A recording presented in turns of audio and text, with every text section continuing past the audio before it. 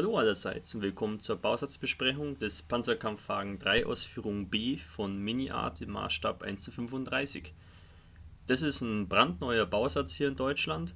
Den habe ich noch nicht allzu oft in diversen Modellbaushops gesehen. Wird aber, ich denke, in den nächsten Wochen und Monaten weit verfügbar sein. Das ist wirklich ein Bausatz, auf den die Welt gewartet hat.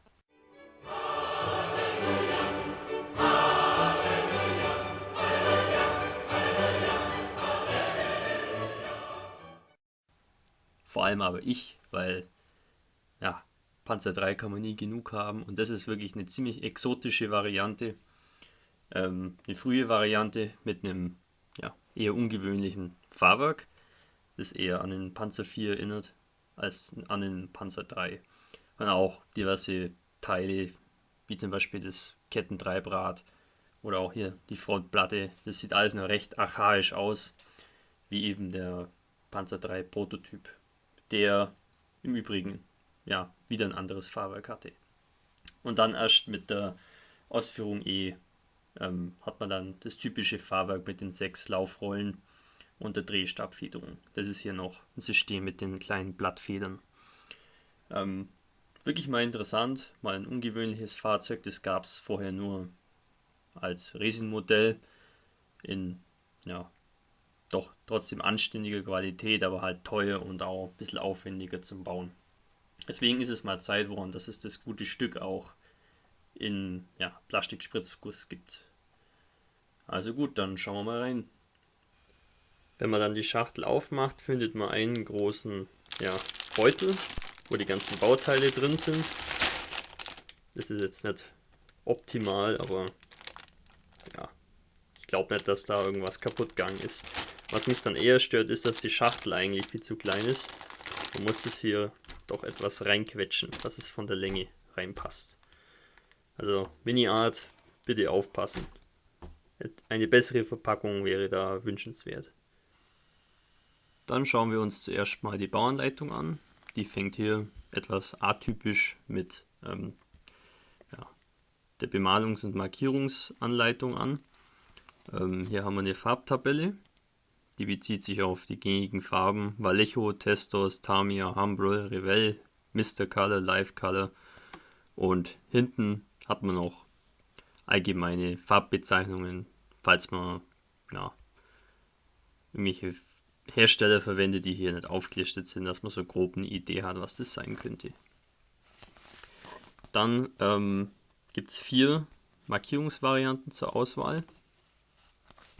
Das erste Fahrzeug ist ganz in Grau lackiert, vom 2. Bataillon, irgendeiner unidentifizierten Einheit in Polen 1939. Das zweite Fahrzeug hat eine Tarnung aus diesem dunkelgrau und dunkelbraun, so eine Streifentarnung, was recht interessant ist. Hatten eigentlich die meisten deutschen Fahrzeuge bis ins Jahr 1940 rein. Ist eine Tatsache, die nicht so bekannt ist. Und es ist eben ein Fahrzeug, auch unidentifizierte Einheit im Sudetenland 1938. Sehr interessant. Dann hier nochmal Polen, Polen und nochmal Polen.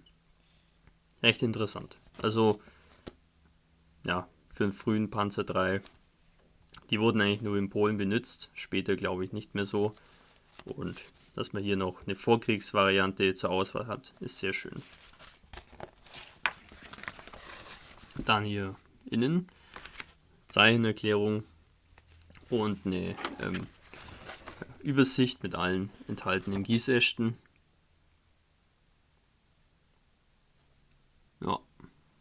Ist immer gut, wenn man mal den Überblick verliert. Und dann hier die Baustufen. Fängt ganz typisch an mit der Unterwanne und dem Fahrwerk. Offenbar kann man das auch irgendwie beweglich bauen, wobei man hier nicht kleben soll. Das ist natürlich immer gut, wenn man ein Diorama baut später, kann man das Fahrwerk dann an den Untergrund anpassen. Gut ist auch, dass nicht allzu viele Teile pro Bauschritt zu verbauen sind. Das Fahrwerk ist recht kompliziert. Ist wahrscheinlich auch einer der Gründe, warum das Konzept auch aufgegeben worden ist später zugunsten der Drehstabfederung. Weil es sind doch viele verwundbare Teile außen montiert.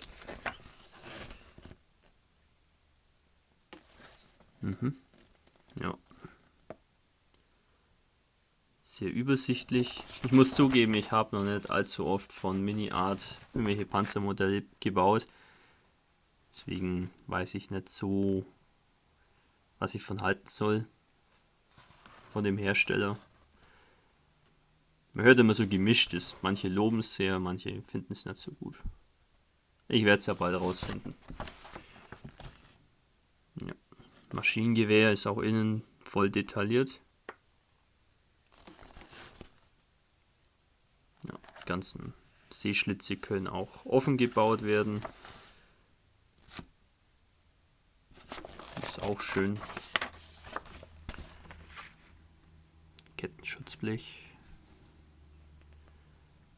Auch hier hat man Optionen, dass es verschieden positioniert werden kann. Dann kommt der Turm, der hat auch eine rudimentäre Inneneinrichtung. Ist eigentlich auch nicht schlecht. Die Kommandantenkuppel scheint auch sehr detailliert zu sein. Bietet sich also an, da mal vielleicht die Luken offen zu lassen. Ja, auch hier können die Sehschlitze offen gebaut werden. Hier dann die Ketten, wie man sieht. Da gibt es so eine kleine Schablone, wo man die Kettenglieder einsetzen kann. Und die Verbindungsbolzen, die muss man dann einzeln einkleben. Ist, ja, aus meiner Erfahrung raus ziemlich aufwendig. Aber wenn man es richtig macht, hat man halt eine voll bewegliche Kette. Ist auch schön. Ja, hier hinten kommen ein paar Fotonetzteile zum Einsatz.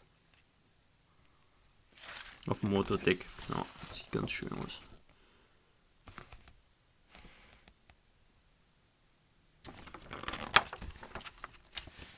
Und hier dann die Endmontage vom Turm und ganzen Schutzbleche. Ja, recht übersichtlich gestaltet, sollte eigentlich keinerlei Probleme verursachen. Dann schauen wir uns mal die ganzen Bauteile an. Hier sind hauptsächlich Teile der Unterwanne befestigt. Ist recht interessant, dass die Seitenwände von der Wanne so eine Aussparung haben, in der dann später die ganzen Blattfedern drin sitzen. Ist natürlich konstruktionstechnisch ein bisschen aufwendig. Ja. Schöne Schweißnähte vorhanden. Auch der Unterboden hat Details.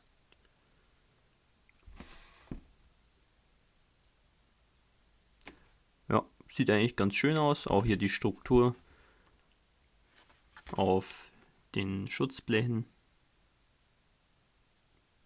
Ist doch ganz hübsch. Die Schutzbleche innen haben keine Details und ein paar kleine Auswurfmarken, aber das sieht man eigentlich eh kaum. Und mit einer bisschen Alterung und so verschwindet es dann eh.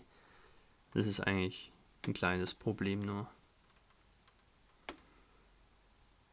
Ja, sieht sehr gut aus. Sehr scharf gegossen alles. So, an dem Gussast finden wir viele Kleinteile, die in den Innenraum gehören oder auch außen. Also man sieht schon, das sieht sehr anständig aus. Schöne Niete hier, Schweißnähte an der Blende. Ja, Antenne ist auch dabei schon. So wollen wir das. Ja, hier sind auch sehr filigrane Teile dabei und nichts ist beschädigt davon. Also ist die Verpackung vielleicht doch nicht so schlecht.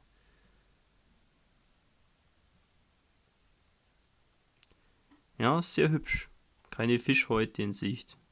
Grat hat es auch keinen. Sehr löblich.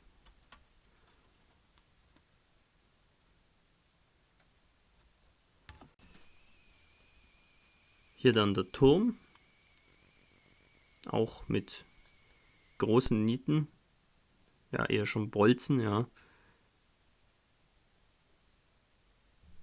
Und ein paar schöne Schweißnähte sind auch dran. Mag vielleicht ein bisschen übertrieben wirken, aber mit einem schönen Wash kommt es bestimmt gut raus.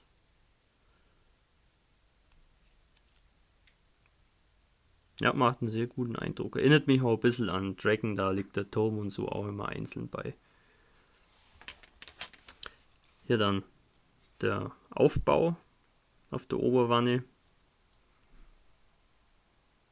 Ja, ist auch schön nicht verzogen. Alles gerade. Hier ist eine kleine Sinkmarke, aber da sitzt der Turm ja eh drüber.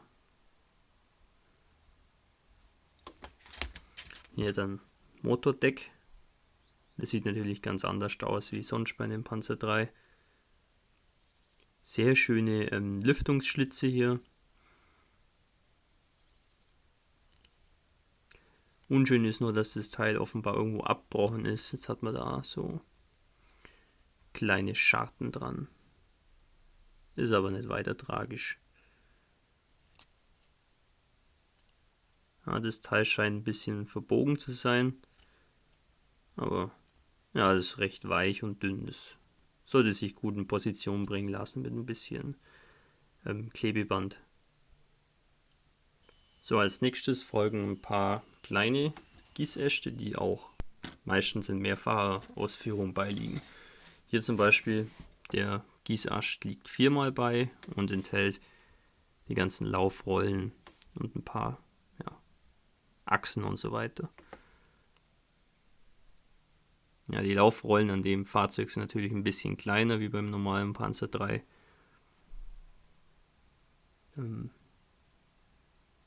Guss ist eigentlich echt makellos.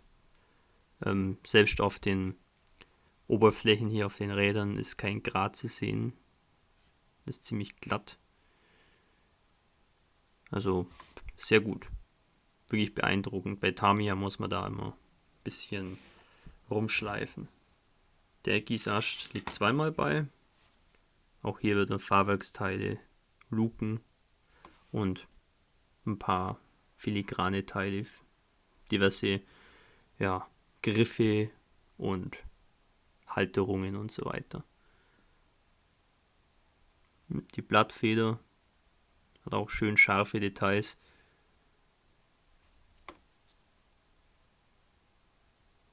Ja, gefällt mir sehr gut.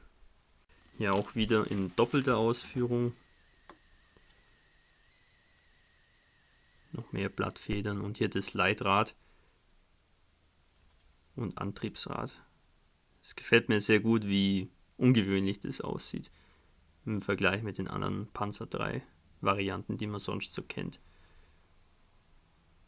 Also ich muss ja sagen, ich habe das nicht so gern, wenn so viele kleine Gussäste beiliegen. Da hat man überhaupt keinen Überblick mehr und man muss sich immer da so durchwühlen. Aber ja, offenbar ist der Bausatz halt so modular aufgebaut, dass man damit rechnen muss, dass da in der Zukunft noch mehr Varianten kommen, die natürlich sich nur in Details unterscheiden. Zum Beispiel die Ausführung C oder D, die sind recht ähnlich mit der Ausführung B. Ja, hier diese Lüftungsöffnungen sind auch sehr schön gegossen. Und hier, das ist die Halterung, wenn die Antenne eingeklappt ist. Der kleine Gießast liegt auch 4-mal bei und hier finden wir auch diverse Komponenten von der Federung und Aufhängung. Hier haben wir dann das Maschinengewehr MG34, liegt 3-mal bei. Wir brauchen 2 im Turm und eine im Bug. Der Gießast hier liegt wieder 4-fach bei und enthält auch wieder diverse Aufhängungskomponenten. Hier haben wir die Kommandantenkuppel und die besticht eigentlich wirklich durch schöne Details. keine Fischhaut und die Sehschlitze sind auch sehr scharf abgesetzt. Gut finde ich, dass hier innen nur eine Befestigung ist, praktisch vom Gießrahmen, damit man da außen nichts vermacken kann. Hier haben wir dann die Ketten. Finde ich recht interessant, dass hier mal ein bisschen an Plastik gespart wurde. Und das macht eigentlich das Auslösen auch recht einfach, weil man eigentlich nur 2 Schnitte braucht und dann hat man das Kettenglied. Wie ihr seht, keine Auswurfmarken, schön filigran, gute Details. Liegen hier ein paar so Kettenstangen bei. Hier haben wir dann diese Halterung, wo man dann die Kettenglieder hier aufstecken kann. Und hier sind dann die Bolzen, die man dann einkleben kann. Und da würde ich empfehlen, dass man da einfach schon so eine Sektion nimmt, die sind im richtigen Abstand und dann kann man die gleich einführen, einkleben und gut ist. Man muss also nicht jeden Bolzen einzeln da mit der Pinzette einkleben. Das sieht eigentlich ganz anständig aus. Bolzen, Gießarst gibt es 4-mal. Klarsichtteile liegen auch bei, und zwar hauptsächlich für die ganzen Visiere und für die Scheinwerfer. Wie ihr seht, Guss ist makellos, keine Fischhaut, kein Grad in Sicht. Und die Detaillierung ist auch recht ansprechend. Fotoätzteile liegen dem Bausatz auch bei. Das, was hier so glänzt, das ist eine Schutzfolie, die da drüber geklebt ist. Es sind doch recht nützliche Teile dabei. Ich weiß es aber nicht, inwiefern man gezwungen ist, die zu verwenden oder ob es da auch Plastik Alternativteile gibt im Bausatz. Sollte aber machbar sein, das ist recht überschaubar. Die Platine ist relativ dünn und nicht so steif, sollte sich also gut verarbeiten lassen. Hier der Abziehbilderbogen, alles ist sauber gedruckt, macht eigentlich keinen schlechten Eindruck. Ich persönlich habe nur ziemlich schlechte Erfahrungen mit Mini-Art-Abziehbildern. Die haben sich wirklich binnen Sekunden aufgelöst im Wasser, fand ich nicht so witzig. Ich weiß nicht, ob das mittlerweile besser ist oder wie auch immer. Deswegen hier unter Vorbehalt, ich weiß nicht, was von den Abziehbildern hier zu halten ist. Aussehen tun sie schon mal gut. Alles in allem bin ich positiv überrascht von dem Bausatz. Die Gussqualität der Teile ist ausgezeichnet. Ich konnte eigentlich keine größeren Mängel oder so erkennen. Wie es um die Passgenauigkeit steht, das werden wir rausfinden.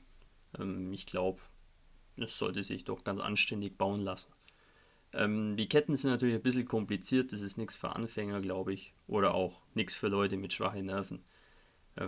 Ich werde mich aber trotzdem mal dran versuchen, weil die Vorstellung, da ein bewegliches Fahrwerk zu haben, mit einer beweglichen Kette noch dazu, ist doch ziemlich reizvoll. Ja, grundsätzlich natürlich, das Vorbild ist schön gewählt. Den Panzer 3B gab es vorher als Plastikbausatz noch nicht. Also ist es wirklich mal was Neues und was anderes.